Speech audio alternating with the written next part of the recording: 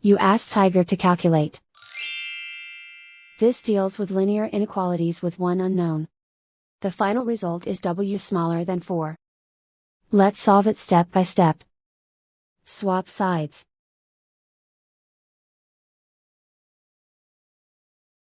Isolate the W.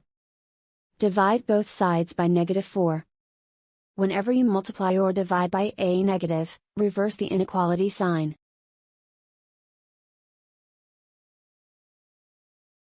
Cancel out the negatives.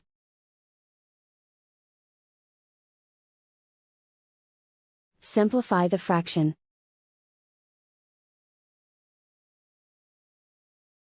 Cancel out the negatives.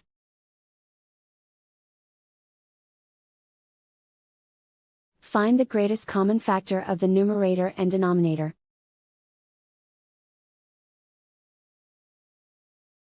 Factor out and cancel the greatest common factor.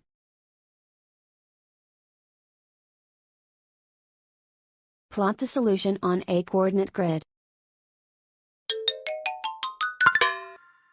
And so the final result is W smaller than 4.